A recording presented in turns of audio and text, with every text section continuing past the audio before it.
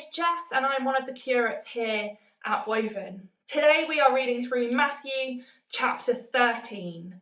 So that's Matthew chapter 13. That same day, Jesus went out of the house and sat by the lake. Such large crowds gathered around him that he got into a boat and sat in it, while all the people stood on the shore. Then he told them many things in parables, saying, a farmer went out to sow his seed. As he was scattering the seed, some fell along the path, and the birds came and ate it up. Some fell on rocky places, where it did not have much soil. It sprang up quickly because the soil was shallow, but when the sun came, the plants were scorched, and they withered because they had no root. Other seed fell among the thorns, which grew up and choked the plants. Still other seed fell on good soil, where it produced a crop, 160 or 30 times what was sown.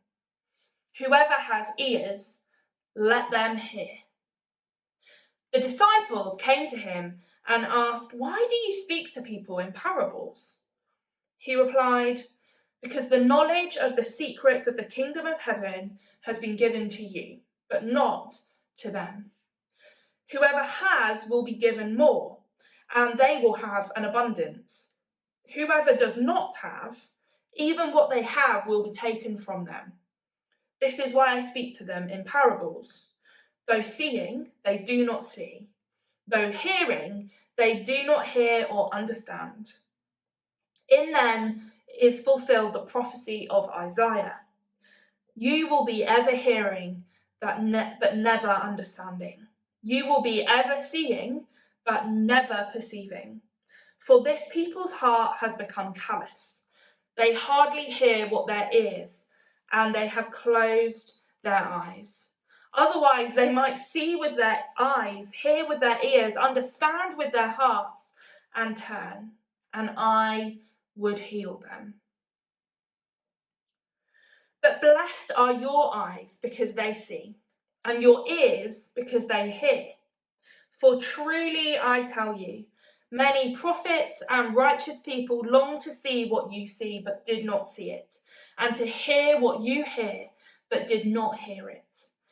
Listen then to what the parable of the sower means. When anyone hears the message about the kingdom and does not understand it, the evil one comes and snatches away what was sown in their heart. This is the seed sown along the path. The seed falling on rocky ground refers to someone who hears the word and at once receives it with joy. But since they have no root, they last only a short time. When trouble or persecution comes because of the word, they quickly fall away. The seed falling among the thorns refers to someone who hears the word, but the worries of this life and the deceitfulness of wealth choke the word, making it unfruitful.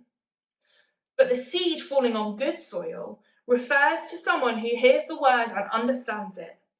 This is the one who produces a crop yielding 160 or 30 times what was sown. Jesus told them another parable. The kingdom of heaven is like a man who sowed good seed in his field. But while everyone was sleeping, his enemy came and sowed weeds among the wheat and went away. When the wheat sprouted and formed heads, then the weeds also appeared. The owner's servants came to him and said, Sir, didn't you sow good seed in your field? Where then did the weeds come from? An enemy did this, he replied. The servants asked him, Do you want us to go and pull them up? No, he answered, because while you are pulling the weeds, you may uproot the wheat with them. Let both go together until the harvest. At that time, I will tell the harvesters, first collect the weeds and tie them in bundles to be burned. Then gather the wheat and bring it into my barn. He told them another parable. The kingdom of heaven is like a mustard seed, which a man took and planted in his field. Though it is the smallest of all seeds, yet when it grows, it is the largest of garden plants and becomes a tree, so that the birds come and perch in its branches." He told them still another parable. "The kingdom of heaven is like yeast that a woman took and mixed into about 60 pounds of flour until it worked all through the dough." Jesus spoke all these things to the crowd in parables. He did not say anything to them without using a parable. So was fulfilled what was spoken through the prophet. "I will open my mouth in parables. I will utter things hidden since the creation of the world." Then he left the crowd and went into the house. His disciples came to him and said, "Explain to us the parable of the weeds in the field." He answered, "The one who sowed the good seed is the Son of Man. The field is the world, and the good seed stands for the people of the kingdom. The weeds are the people of the evil one, and the enemy who sows them is the devil. The harvest is at the end of the age, and the harvesters are angels. As the weeds are pulled up and burned in the fire, so it will be at the end of the age. The Son of Man will send out his angels, and they will weed out his kingdom, everything that causes sin, and all who do evil. They will throw them into the blazing furnace, where there will be weeping and gnashing of teeth. Then the righteous will shine like the sun in the kingdom of their Father. Whoever has ears, let them hear. The kingdom of heaven is like treasure hidden in a field. When a man found it, he hid it again, and then in his joy went and sold all he had and bought that field.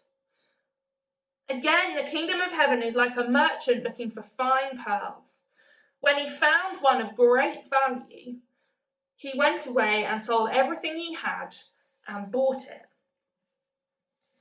Once again, the kingdom of heaven is like a net that was let down into the lake and caught all kinds of fish.